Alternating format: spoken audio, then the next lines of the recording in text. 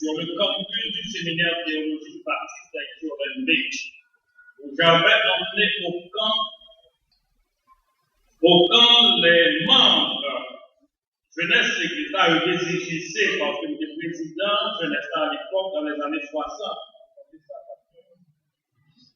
Docteur Casséus immédiatement montré que nous sommes amis de la jeunesse, protecteurs de la jeunesse, conseillers de la jeunesse. Premier doyen haïtien dans le séminaire théologique baptiste d'Haïti en remplaçant en 1981. Fondateur séminaire là, Dr. Olenaïs, Dr. Gilles Casséus, professeur théologie systématique, théologie contemporaine, théologie haïtienne, église et société et éthique professionnelle dans ce séminaire-là qui vient de l'Université chrétienne du Nord d'Haïti. Il est recteur de l'université ça. Il est pasteur de l'église baptiste olympique depuis 1970. Dr. Gilles Casséus écrit une trentaine de livres sur plusieurs sujets comme théologie, éthique, histoire biblique, église et société. Dr. Nzunga Madoubiga écrit dans préface son livre Dr. Casséus écrit qui relève Haïti, le désert refleurira. L'ici, année après année, Dr. Jules Casséus pas fatigué pour le rappeler alors monde politique, monde académique, monde business et toute société haïtienne en général, pour le faire songer que survie et avenir d'Haïti dépendent de qualité d'éducation responsable pays à offrir par la jeunesse actuelle. Docteur Casséus était convaincu que ce n'est pas OEA, ce n'est pas l'ONU, ce n'est pas les États-Unis, ce n'est pas le Canada, ce n'est pas Cuba, ni la Dominicanie, ni l'Union européenne qui pourra faire changement société haïtienne 21e siècle a besoin. Mais sort Haïti dépend de petites filles à petits garçons bien éduqués. Docteur Jules Casséus, il prend doctorat en théologie pastorale, en éthique chrétienne et sociale dans l'université Colgate Rochester Divinity Schools, New York. Et l'Union des universités privées d'Haïti a décerné le doctorat honoris causa en théologie. Il est membre de l'association des présidents, conseil pour, comme dit en anglais, Council for Christian Colleges and Universities. Et il est membre commission sur éducation théologique et formation spirituelle dans l'Alliance baptiste mondiale. Il servit comme vice-président et ensuite il devient conseiller dans le comité exécutif Convention baptiste d'Haïti. Il bat conférences déjà dans plusieurs pays dans les Caraïbes, là, en Amérique latine, au Canada, aux États-Unis. Il était professeur visiteur dans El Shaddai Biblical School, New York. Et dans plusieurs autres centres universitaires, y compris faculté théologie de l'Église baptiste haïtienne missionnaire Santo Domingo. Il participait dans un séminaire d'entraînement spécial sur l'histoire biblique et archéologique en Israël et en Égypte, comme membre de l'équipe internationale professeur théologique. Nous avons dit vraiment parce que Josué Mathieu était la main heureuse pour choisir comme conférencier à l'occasion commémoration 178 ans, première église baptiste de Port-au-Prince. Un homme un citoyen de haute stature, un maître de la chair, un professeur émérite, un auteur fécond, docteur Jules Cassius, qui est capable de convaincre nous pour nous imiter l'autre qui, par la foi et la persévérance, est hérité promesses. Jean apôtre Paul est souhaité pour nous y dans l'Épître aux Hébreux. Docteur Jules Cassius, mon aîné, mon ami, nous gagnons le grand plaisir pour nous séduire.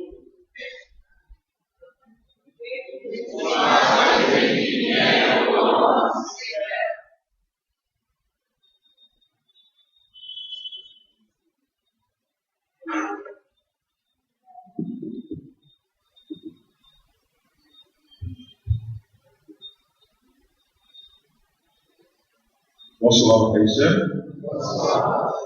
C'est pour moi un grand privilège d'être avec vous ce soir à l'invitation des pasteurs de la première église baptiste de Port-au-Prince pour vous adresser à l'occasion de votre 178e anniversaire. Et j'aime beaucoup le thème choisi, imiter ceux qui, par la foi et la persévérance, héritent les promesses. Cette église a commencé par une toute petite congrégation avec le missionnaire noir américain William Monroe en 1836. Et maintenant, cette congrégation est devenue comme une méga église qui peut rivaliser certaines méga églises des États-Unis. Donc, c'est avec la grâce de Dieu que vous êtes arrivés ici après 178 ans. Il y a d'autres qui ont été avant vous et qui ont fait carrière, qui ont adoré Dieu et dans cette congrégation. Et maintenant, vous êtes le remplaçant et vous célébrez cette semaine le 178e anniversaire de l'Église. Je tiens aussi à remercier notre collègue, l'ingénieur Abraham, qui a donné une présentation, je dirais, franche-longue, comme on dit souvent, des gros noms qui est si chien. C'est quand même compréhensible, ingénieur Abraham. Et en tout cas, ma responsabilité ce soir, c'est de vous parler de l'histoire du protestantisme haïtien.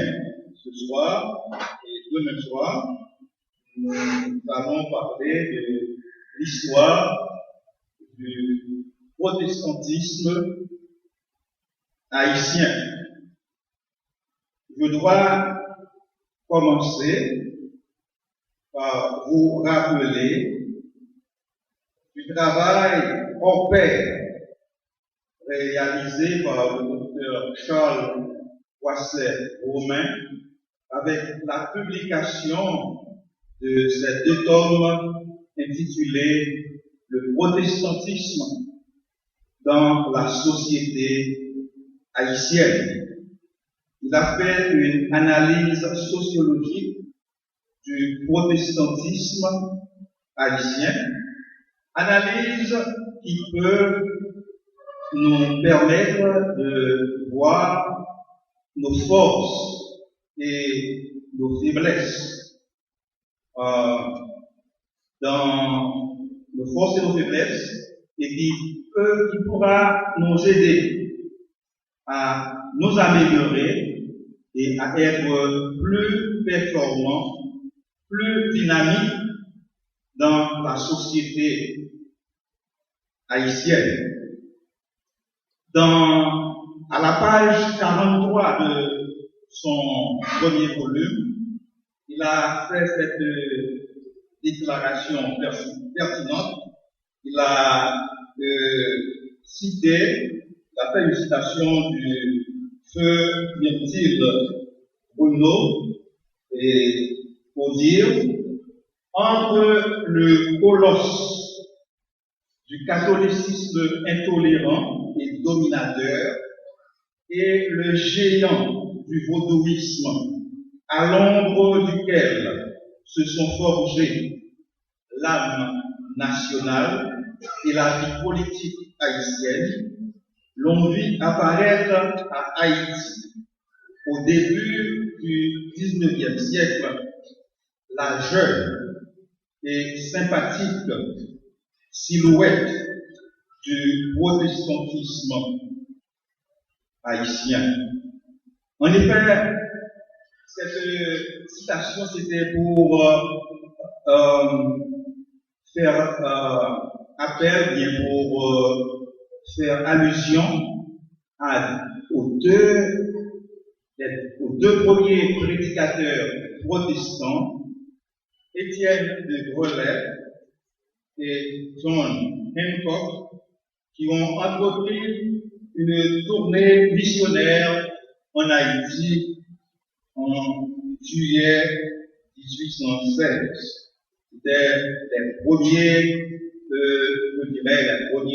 missionnaires protestants qui ont fait une courte visite en Haïti pour présenter l'Évangile.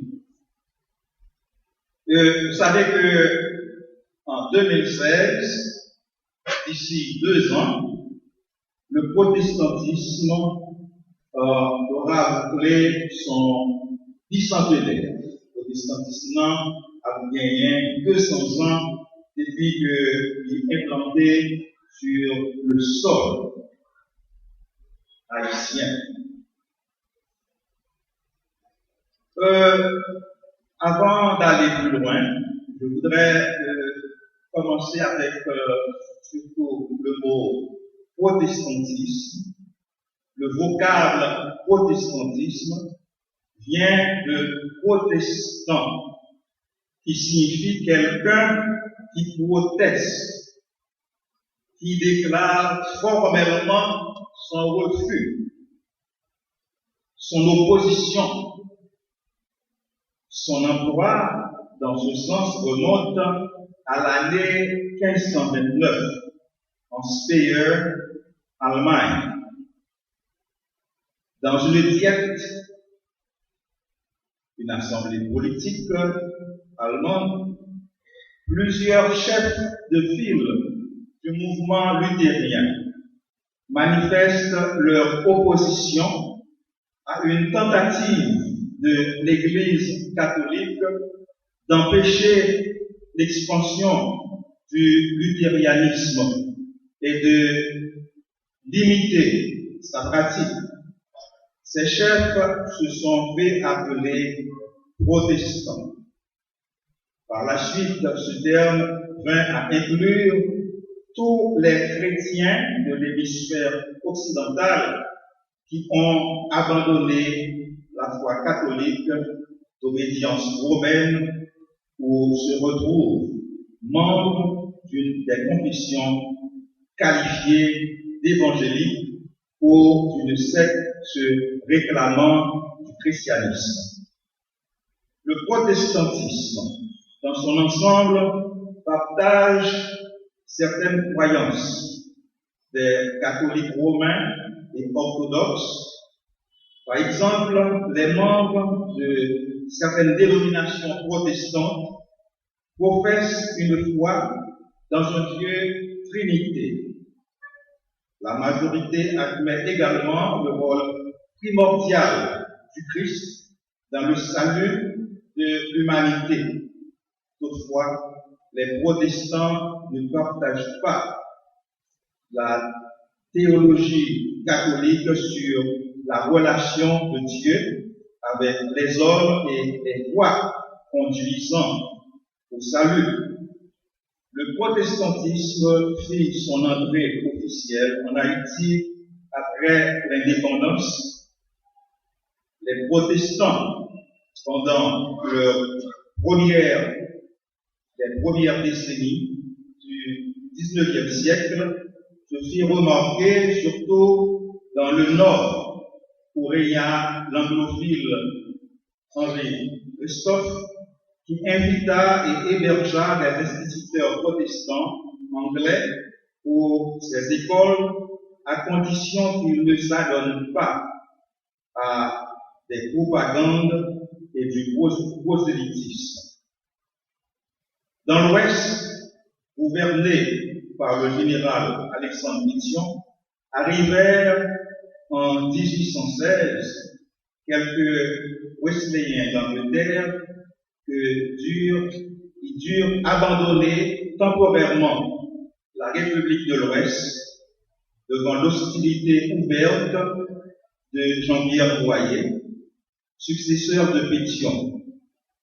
Ils revinrent donc en 1844 et s'établirent non seulement à Port-au-Prince, mais aussi au Gonaïves, à Jérémie et au Cap, et construisirent pour la dissémination de leur doctrine des églises et des écoles.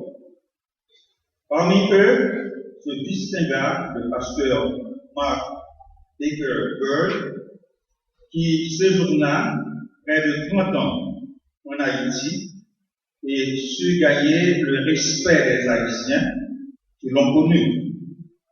Il publia en 1876 une œuvre remarquable sur l'histoire et les mœurs sur le pays, œuvre dédiée au peuple haïtien et intitulée L'homme noir, ou note historique sur l'indépendance haïtienne.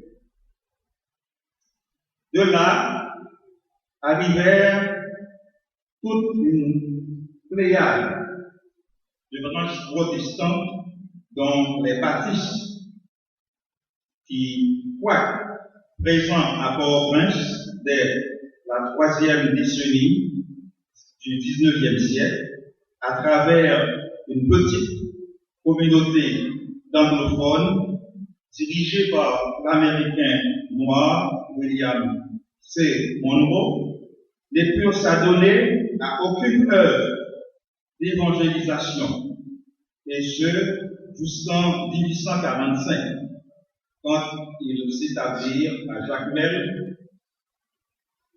Les méthodistes qui arrivèrent des États-Unis, les adventistes du 7e jour, les épiscopaliens, renforcés par l'arrivée des Noirs américains sous Giffard, et qui construisirent la cathédrale de la Sainte Trinité à Port-au-Prince. Érigèrent non seulement des écoles, mais aussi un séminaire pour l'éducation des jeunes pasteurs haïtiens. L'un de ces nouveaux haïtiens, le vétéran James Theodore Foley, devint en 1874 le premier évêque de l'Église orthodoxe apostolique haïtienne. Toutefois, l'influence des protestants en Haïti demeura insignifiante, et ce jusqu'à l'arrivée massive des sectes fondamentalistes d'origine nord-américaine dans les années 1950, alors que la hiérarchie catholique se trouvait débandée dans les années 60 avec l'expulsion de la plupart des évêques. Les protestants n'étaient pas dérangés puisque apolitiques, en adoptant le créole comme langue d'évangélisation et s'établissant dans les quartiers populaires et les milieux ruraux, ils virent leur nombre grossir considérablement et de ce fait érodait donc l'influence jusque-là indiscutée de l'Église catholique dans ces milieux. Les pionniers du protestantisme en Haïti ont dû faire face à la persécution, lapidation, prison, incendie des lieux de culte, fausses accusations. De plus, certains missionnaires ont été expulsés, d'autres frappés de la fièvre jaune. Plusieurs ont dû laisser le pays peu après leur arrivée. D'autres sont morts par manque de soins médicaux. Selon Dante Selgal, certains gouvernements haïtiens ont félicité les leaders protestants pour leurs travaux. En 1844, Honoré Ferry, ministre de l'Instruction populaire, a déclaré: ministre protestant, continuez à observer vos cérémonies religieuses avec la plus grande liberté. Nos croyances peuvent différer, mais notre histoire est dans le même Dieu. Un autre ministre, M. La Rochelle, acceptait d'inaugurer le 1er juillet 1846 la première école wesleyenne méthodiste fondée à Port-au-Prince. De 1950 à nos jours, les missions protestantes d'origine américaine ont poussé sur la terre d'Haïti comme du champignon. Malgré sa diversité, le protestantisme a beaucoup fait pour améliorer le sort des masses haïtiennes. Dans le domaine de l'éducation, à côté de chaque église locale, il y a au moins une école. L'on s'occupe de l'alphabétisation, de la santé, du recasement et de l'eau potable. Des églises et missions protestantes ont fondé des écoles secondaires et maintenant des universités. Il y a donc une étonnante diversité dans le protestantisme haïtien. Certains leaders ont essayé de les regrouper pour présenter un front protestant unique. Cependant, on n'arrive pas à le faire à 100%. Question de la mentalité protestante. En 1966, le docteur Claude Noël a fondé le CEH, Concile des Églises évangéliques d'Haïti. Cette association a accepté certains membres dits évangéliques et a rejeté d'autres membres non évangéliques. Plus tard, un autre groupe d'églises a fondé la Conamise. Et enfin, en 1886, les pasteurs et leaders de presque toutes les tendances protestantes s'étaient réunis à l'auditorium d'alors de la première église baptiste de Port-au-Prince pour donner naissance à la Fédération protestante d'Haïti. C'était pour la première fois dans l'histoire du protestantisme haïtien qu'un nombre si imposant de domination protestante avait accepté à se grouper ensemble.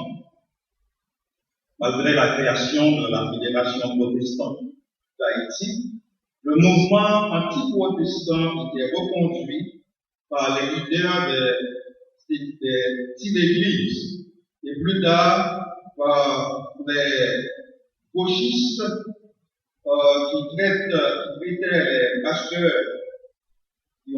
les pasteurs de bourgeois, de macoutes, d'exploiteurs, d'agents de la CETA. Un mouvement de déchoucage avait pris pied dans les églises. Plusieurs pasteurs ont été littéralement déchouqués. Certains ont dû laisser le pays pour aller à l'évangile. Les 6 ans qui ont précédé le 5e centenaire du christianisme à Hispaniola ont été marqués par une critique acerbe du message protestant. Les gauchistes et les TKR l'ont accusé de prêcher la résignation, de collaborer avec les ennemis du peuple, les impérialistes américains. Les pasteurs ont été considérés comme des agents de la secta, comme nous venons de le dire. Plusieurs figuraient sur la liste de déchoucage, dont formait même le projet d'incendier certaines églises protestantes. Les 500 ans d'évangélisation en Haïti ont été contestés par les marxistes haïtiens, les libérationnistes, aussi bien que par le vaudou, la religion de la majorité des Haïtiens. Du côté catholique, le pape Jean-Paul II a admis que l'Église romaine a commis certaines erreurs en évangélisant le Nouveau Monde et a suggéré de nouvelles méthodes. Du côté protestant, certains penseurs, et dont moi-même en particulier, croient qu'on doit repenser la théologie. Écrit un ouvrage intitulé Les éléments de la théologie haïtienne. Ouvrage que je compte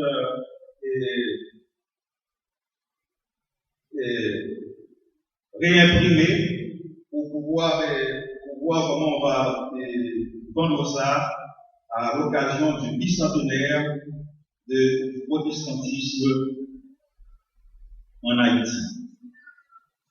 En général, la mentalité protestante haïtienne, le protestantisme pour la majorité des protestants en Haïti, le gros du peuple dirait, le protestantisme représente un refuge contre les forces du mal, assimilé à la frange magique du vaudou. Beaucoup acceptent la foi protestante rien que pour s'y mettre à l'abri. D'autres sont attirés par la fraternité, le sens de la communauté et de partage, bien souvent absent dans les églises catholiques, et une projection de vie morale stricte et d'honnêteté. Les protestants haïtiens d'aujourd'hui se reconnaissent à travers des œuvres de grande importance et d'utilité publique, comme par exemple le centre Saint-Vincent de Port-au-Prince, la station de radio 4V2H du département du Nord, les radios et la télévision Lumière, les universités chrétiennes du Nord d'Haïti et Lumière dans le Sud, créés toutes deux par des missions baptistes, le collège Bird de Port-au-Prince. Les baptistes, toutes tendances confondues, constituent le groupe le plus nombreux, avec des membres de plus de 200 000 éparpillés dans plusieurs temples et maisons d'adoration à travers Haïti. Comme nous l'avions mentionné plus haut, les protestants haïtiens sont représentés actuellement par la Fédération protestante d'Haïti. Il est vrai, nous comprenons qu'il y a certaines faiblesses, mais cependant, il y a beaucoup de choses à faire pour que le protestantisme puisse jouer son rôle prophétique dans la société haïtienne. Donc, je vais m'arrêter ici pour ce soir. Et demain, nous parlerons surtout de l'œuvre baptiste, comment cette œuvre a commencé et où en sommes-nous maintenant. Merci. Amen.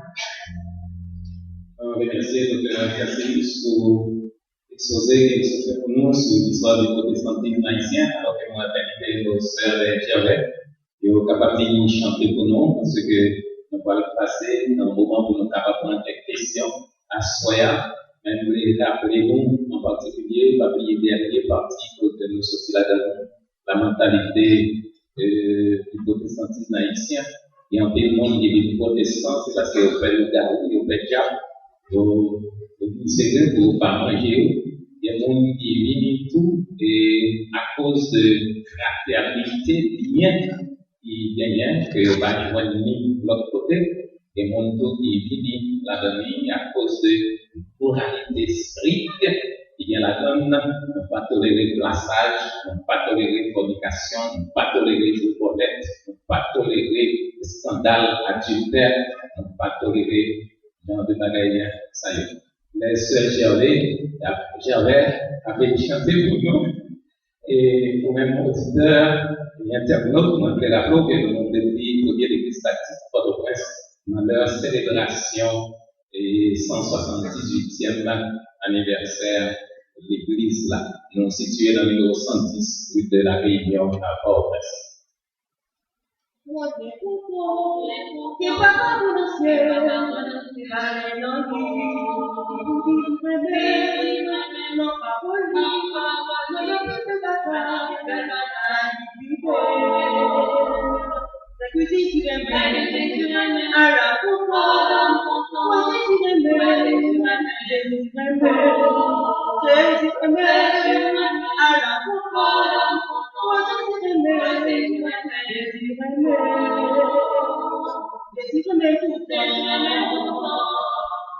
Mais si moi je moi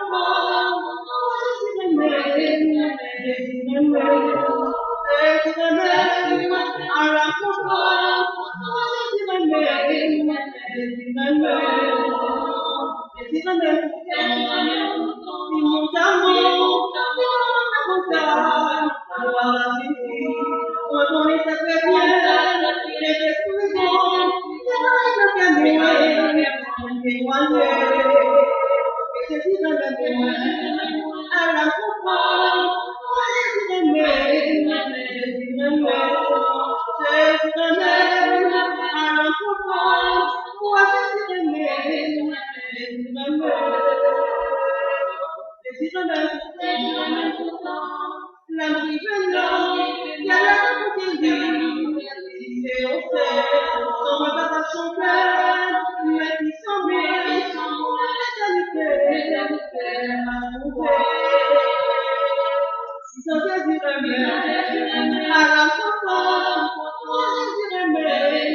Desde